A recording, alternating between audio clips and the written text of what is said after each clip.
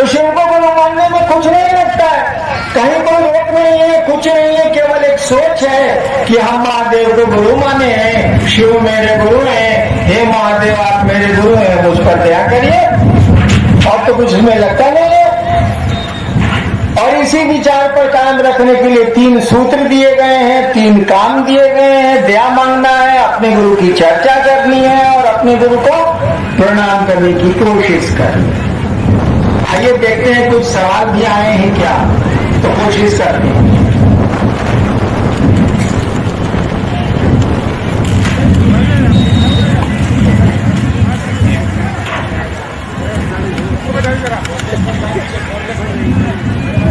आप लोग अगर शिक्षा कर रहे थे तो आपको बताइए। तो एक भाई की जिज्ञासा है कि गुरु अपने शिष्य की तलाश करते हैं, तो शिव गुरु आपको ही इस कलयुग में शिष्य के रूप में क्यों चुना? अभी थोड़ा देर पहले आप लोग कैसे कर रहे थे? देखिए हम 15-16 साल मसान में रहे, मेरी बोली है खराब। कैसे कर रहे थे अभी आप लोग? अभी तो एकदम साधु के जैसा बैठे हैं, एकदम साधु मात हो गया है आपके सामने। हम कह रहे थे उसी समय जब आप लोग हल्ला कर रहे थे। एक महादेव का चेला हुआ है मच्छंदरनाथ, पुकारू नाम है मच्छंदरनाथ, वैसे उनका नाम था मत्स्येंद्रनाथ। उनका एक चेला हुआ है गोरक्षनाथ, पुकारू नाम है गोरखनाथ, आप लोग सब जानते हैं। गोरखनाथ लिखते हैं, हम कई बार सुनाए हैं आप लोगों को। हवा की ना चली बात, हवा की ना बोली बात। महादेव का चेला बोल रहा है, आप महादेव के चेला है ना, शिव आपके गुरु, आप शिव के शिष्य हैं। मैं उसकी बात कर रहा हूं जो शिव के शिष्य का शिष्य है। गोरक्षनाथ पितामह गुरु थे उनके शिव, दादा गुरु थे उनके शिव। गोरखनाथ कहते हैं हवा की ना चली बात, हवा की ना बोली बात। जैसे अभी आप लोग कर रहे थे, खबर के बोल भी रहे थे, हवा के चल भी रहे थे। गोरखनाथ ने कहा था हवा की ना चली बात, हवा की ना बोली बात, धीरे धरी बा पाँव। महादेव का चेला बोला है, नाक कट जाती है आप लोगों की, आप लोग चेला है ना। हवा की ना चली बात, हवा की ना बोली बात, धीरे धरी बा पाँव। साधु का लक्षण है, धीरे धरी बा पाँव, गर्व न करीबा सहजे रहीबा। गर्व नहीं करेंगे कि हम शिव के शिष्य हैं या शिव के शिष्य के शिष्य हैं। गर्व न करीबा सहजे रहीबा, सहज रहेंगे भाई साहब। गर्व न करीबा सहजे रहीबा, भाड़त गोरख राव। गोरखनाथ ने कहा कि हबक के नहीं चलेंगे, हबक के नहीं बोलेंगे, धीरे धीरे पांव रखेंगे, गर्व नहीं करेंगे, सहज रहेंगे। भरत गोरख राव। देखिए महादेव के चेला का चेला बोलता है, आप लोग तो महादेव के चेला हैं, ऐसा नहीं करना चाहिए। जानते हैं वो शिव साधुता की पराकाष्ठा है, गृहस्थ जीवन की भी पराकाष्ठा है, दोनों के टॉप पर है वो।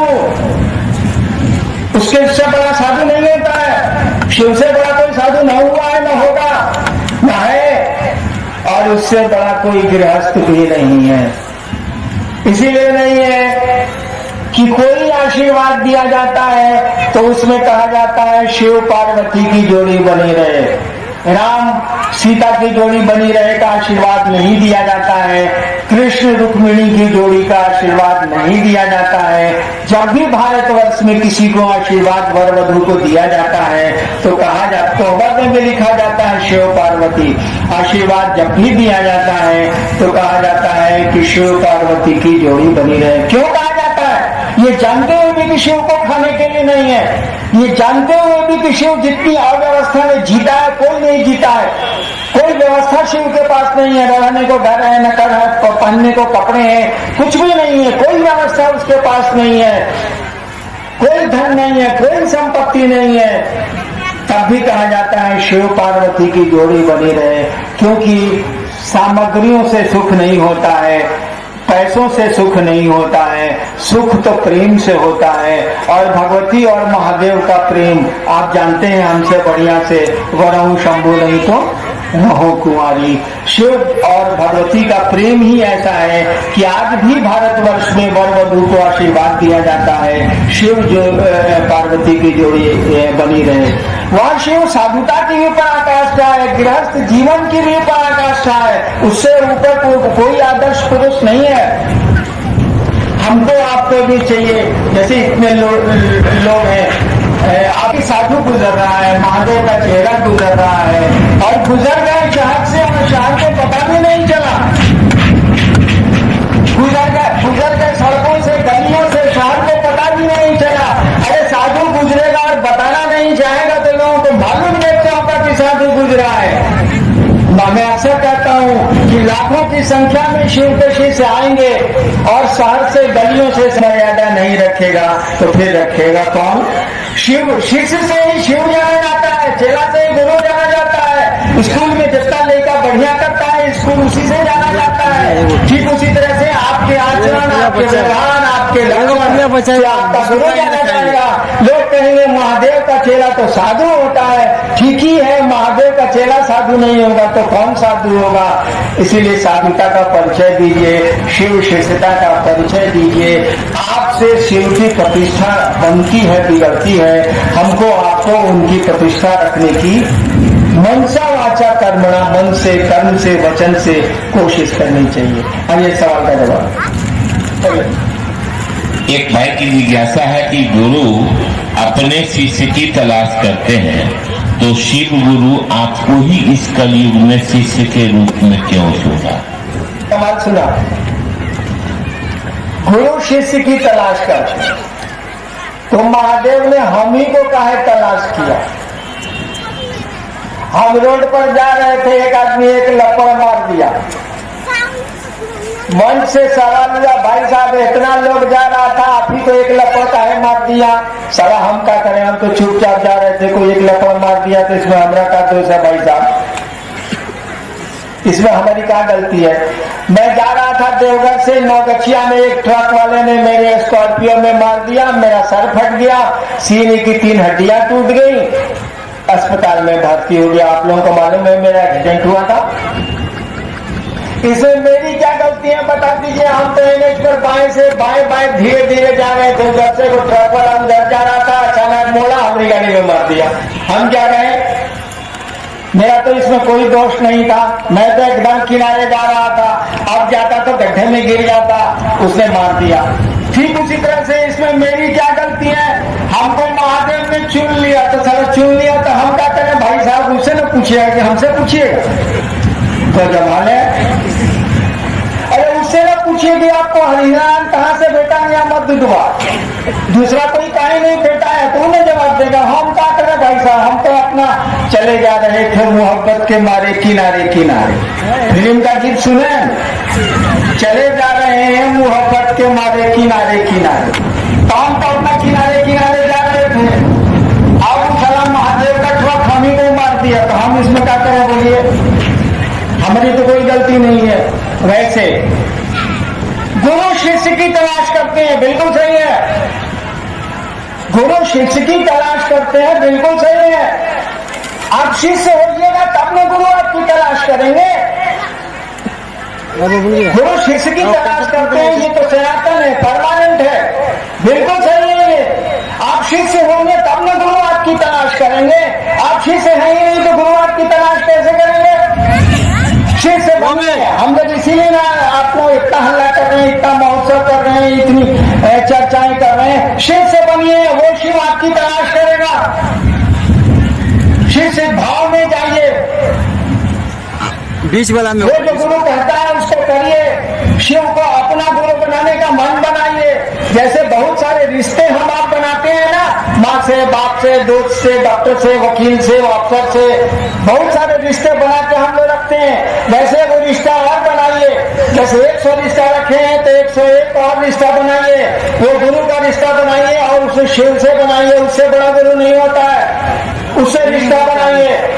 और अपने काम के अलावा उसका भी काम समझिए, उसको भी अपना समझिए और कहिए कि हे महादेव आप मेरे गुरु हैं, हम पर दया करिए। धीरे धीरे यह विचार भाव में बदलेगा, ये विचार भाव में बदलेगा, विचार भाव में बदलते ही बदलते हैं। ये विचार भाव में बदलेगा, शिष्य भाव आ जाएगा। जैसे शिष्य भाव आना शुरू करेगा, गुरु आपकी तलाश करेगा। और अगर गुरु तलाश आपकी नहीं कर रहा है, तीसरे लोग आए कहाँ से है सो बता दीजिए हमको।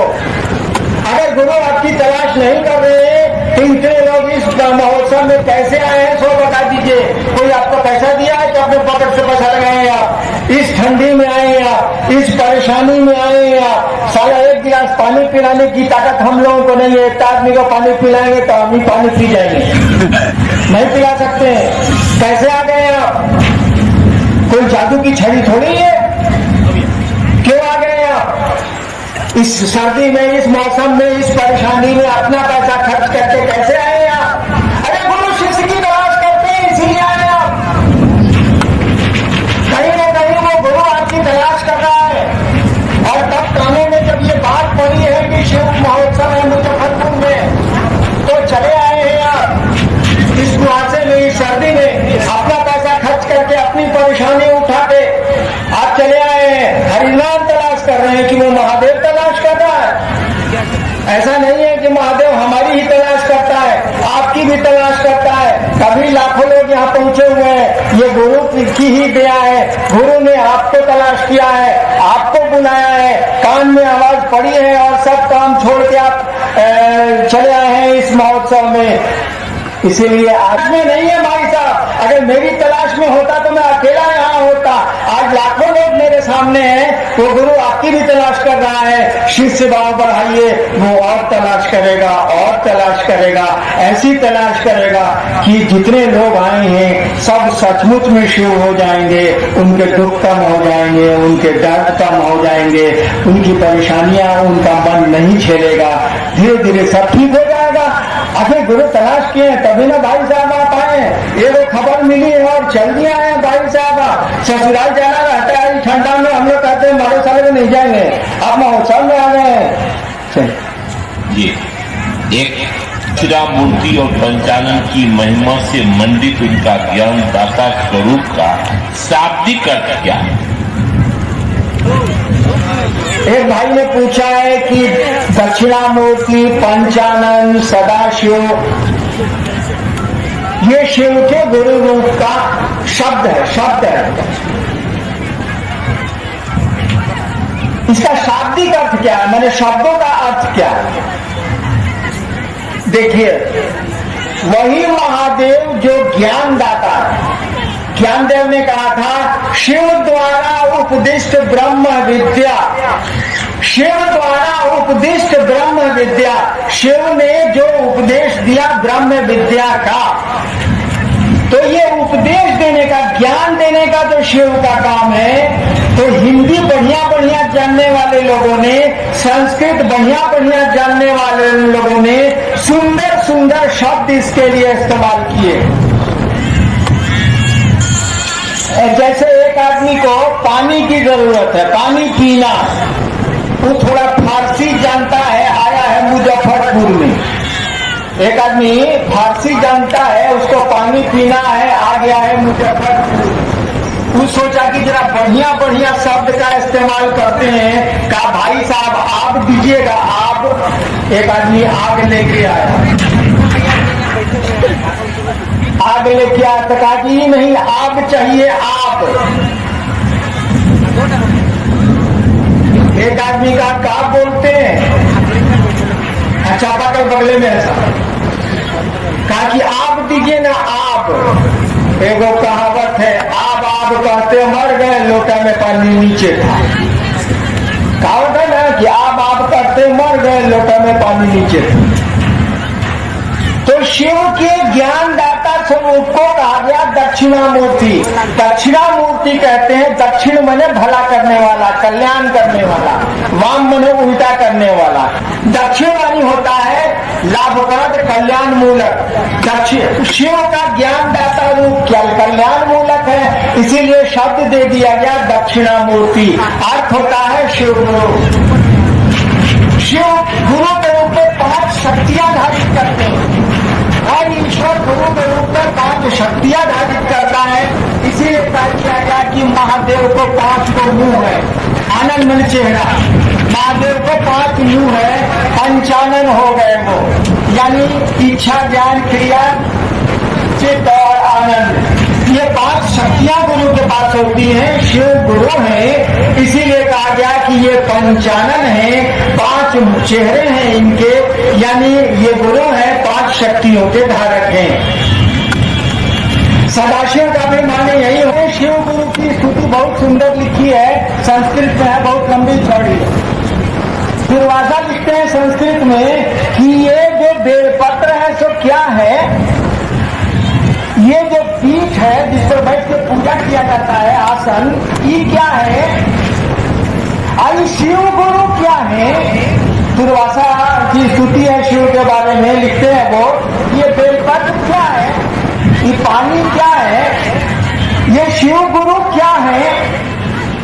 वो लिखते हैं कि ये सब कई महादेव हैं। ये शिव गुरु भी महादेव हैं, ये पानी भी महादेव हैं, ये बेलपत्र भी महादेव हैं, ये आसन जो जिस पर पूजा किया जाता है ये महादेव है, सब तो महादेव है। वो तो कहते हैं कि शिव गुरु भी क्या है, ये तो महादेव ही है। शिव गुरु की स्तुति में दुर्वासा लिखते हैं। तो शिव गुरु सामान्य जन सामान्य में प्रचलित है कि वो गुरु है। अब आप रूप में क्यों नहीं स्वीकार किए और दूसरे रूप देगा? महादेव की बनी हुई जो तस्वीर है, आपने उस रूप में स्वीकार नहीं किया, दूसरे रूप में स्वीकार किया। सवाल करने वाले का सवाल ही गलत है। मैंने महादेव को उसी रूप में स्वीकार किया है जिस रूप में संसार स्वीकार करता है, और मैं महादेव को फोटो से ऊपर भी समझता हूँ। कोई अंतर मुझको नहीं आता है। महादेव की तस्वीर है तो प्रणाम करने के योग्य है, महादेव अगर निराकार है तो प्रणाम करने के योग्य है। कोई किसी तस्वीर मैंने स्वीकार नहीं की है।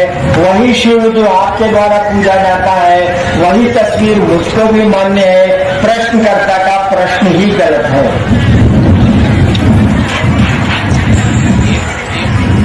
एक भाई ने पूछा है कि महादेव शिव ही गुरु क्यों, अन्य देवी देवता गुरु क्यों नहीं? एक भाई ने पूछा है कि शिव ही गुरु क्यों, अन्य देवी देवता गुरु क्यों नहीं? अरे पढ़िएगा, किताब पढ़ लीजिए भाई साहब, उत्तर मिल जाएगा। ईश्वर है वो, इसीलिए वो गुरु है। अन्य देवी देवता का जीवन चित्रण आप देखिएगा तो लगेगा कि ये लोग पढ़ाने का काम नहीं करते हैं। जैसे अस्पताल बच्चे को पढ़ने के लिए भेजिएगा, अस्पताल का डॉक्टर भी मनोहर पोथी जानता है, ऐसा नहीं कि नहीं जानता है। अस्पताल बच्चे को पढ़ने के लिए भेजिएगा, जो डॉक्टर है वो जानता है मनोहर पोथी, उसको भी ABCD मालूम है, लेकिन नहीं भेजिएगा क्योंकि वो पढ़ाने का काम नहीं करता। मैं सरकार में ज्वाइंट सेक्रेटरी था, मुझको मनोहर पोथी नहीं आती है, मुझको 2600 अंग्रेजी का लेटर नहीं आता है, आता है, लेकिन कोई मेरे पास पढ़ने के लिए बच्चों को नहीं भेजेगा। इसलिए नहीं भेजेगा कि मैं पढ़ाने का काम ही नहीं करता। ठीक उसी तरह से अन्य देवी देवताओं का चित्रण आप पढ़ लीजिए, लगेगा कि ये पढ़ाने का काम ही नहीं करते। और शिव पुराण में उलट के देख लीजिए, उसमें साफ लिखा हुआ है कि भगवान शिव ब्रह्मा सृष्टि के पालन का काम करेंगे, मैं सृष्टि को ज्ञान देने का काम करूंगा। ईश्वर है तो गुरु होंगे ही होंगे, उनको तो ज्ञान देना ही पड़ेगा। ईश्वर जिसमें सृष्टि बनाता है उसी को सब कुछ पता है, इसीलिए शिव को गुरु कहा गया है। आपके शास्त्रों में कहा गया है, आपकी किताबों में कहा गया है, आपके बुजुर्ग आज भी बोलते हैं कि शिव गुरु है। अन्य देवी देवताओं का चित्रण तो ठीक से पढ़िएगा, मुझसे कहा के लिए बोलवाइएगा, पढ़िएगा तो आपको मालूम हो जाएगा कि ये लोग पढ़ाने का काम नहीं करते हैं और इसीलिए इनको गुरु नहीं कहा गया। एक भाई ने पूछा है कि मोक्ष मूलम गुरु कृपा कहा गया है, आपने अपने प्रथम सूत्र में गुरु से दया की याचना की विधा दी है, ऐसा एक भाई ने पूछा है कि आज तक कहा गया है कि मोक्ष मूलम गुरु कृपा, गुरु की कृपा से मोक्ष मिलता है। आपने प्रथम सूत्र में दया की बात की है, ऐसा क्यों? देखिए, कृपा का मानी होता है करिएगा तो मिलेगा। कृपा का मानी होता है करिएगा तो मिलेगा। आप सरकारी नौकरी करिए, आपको छुट्टी मिलेगी, लेकिन सरकारी नौकरी नहीं कीजिएगा तो सरकार आपको छुट्टी नहीं देगी। कृपा का मानी होता है करो और पाओ। आप मजदूरी करिए, पैसा मिलेगा, मजदूरी नहीं करिएगा पैसा नहीं मिलेगा। आप कोई काम करिए, मेहनताना मिलेगा, काम नहीं करिएगा मेहनताना नहीं मिलेगा। कृपा का अर्थ होता है कि हम मेहनत किए हैं, आप हमको मेहनताना देने की कृपा करिए, करे हैं तो मिलेगा आपको। कृपा का शब्द का अर्थ होता है करो और पाओ। दया का मानी होता है कोई काम नहीं किए तब वो चाहिए। दया का मानी होता है कोई काम नहीं किए तब वो चाहिए। कानूनन हार गए हैं हम, तब भी महामहिम राष्ट्रपति से दया मांगेंगे और दया मिलती है। कानूनन हार गए हैं, माननीय सर्वोच्च न्यायालय ने हमको सजा दे दी है, तब भी हम राष्ट्रपति के यहाँ जाएंगे, क्या लेके जाएंगे? दया की मांग लेके जाएंगे, मर्सी अपील लेके जाएंगे। भारतीय संविधान कहता है कि आप महामहिम राष्ट्रपति से दया की भीख मांग सकते हैं और उनको अधिकार है कि वो दया कर दें। यानी कानूनन हार गए हैं आप, कोई मेरिट नहीं है आपके पास, कोई अर्हता नहीं है आपके पास, कोई योग्यता नहीं है आपके पास, तब भी आपको मिल सकती है जो चीज, वो दया के तहत मिलती है। वहाँ नहीं देखा जाता है कि आपने किया क्या है, वहाँ केवल देखा जाता है कि आपको जरूरत क्या है, वह आपको पूरी कर दी जाए। भले कानून उल्टा हो, नियम उल्टा हो, सब कुछ उल्टा हो, तब भी आपको मिलेगा। हम लोगों ने शिव को गुरु माना है, जो गुरुओं का गुरु है, ईश्वर है वो, उसको हम लोगों ने गुरु माना है, वो हम लोगों के गुरु है। वहां कृपा शब्द का प्रयोग करके कौन फंसेगा से बताइए? ये कहेगा कि हम आपके चेला हैं, आप हम पर दया करिए, हम आपका चेला बने हैं तो हम पर दया करिए, ये कहेगा उनके सामने ही बात? कौन बोलेगा इस बात को? हम लोगों ने कहा कि हे महादेव, हे शिव, आप मेरे गुरु हैं, हम पर दया कर दीजिए। यानी आप मत देखिए महादेव, मत देखिए कि हम में क्या योग्यता है, मत देखिए कि हम शिष्य हुए हैं कि नहीं हुए हैं, हम कह रहे हैं कि आप मेरे गुरु हैं, हम पर दया करिए। और दया के लिए कोई नियम नहीं देखा जाता है, कोई योग्यता नहीं देखी जाती है, कोई अर्हता नहीं देखी जाती है। इसीलिए हम लोगों के पहले सूत्र में लिखा है, हे शिव, आप मेरे गुरु हैं, मुझ पर दया करिए। वहाँ कृपा लिखने की गलती मैं नहीं कर सकता। उस शिव को गुरु हम लोग बनाए हैं जो देवाधिदेव है, जो जगत का गुरु है। वहाँ क्या बोलेगा कि हम कुछ है सरकार, हमको दीजिएगा नहीं। वहाँ तो कहना है हम कुछ नहीं है सरकार, तो वो हमको चाहिए। इसीलिए दया शब्द का प्रयोग हुआ है और कृपा शब्द का प्रयोग नहीं हुआ। जागत जागत। अब आप लोग जाने के मूड में हैं। मुजफ्फरपुर का ये शांत बैठेंगे आप लोग, साधुता का परिचय देंगे और धीरे धीरे जाएंगे। पहले माँ बहनों को निकलने देंगे। आपको देख के लगना चाहिए कि महादेव का चेला जा रहा है। ये शिव गुरु महोत्सव मुजफ्फरपुर का आपने बुलाया और मुझको आने का सौभाग्य मिला।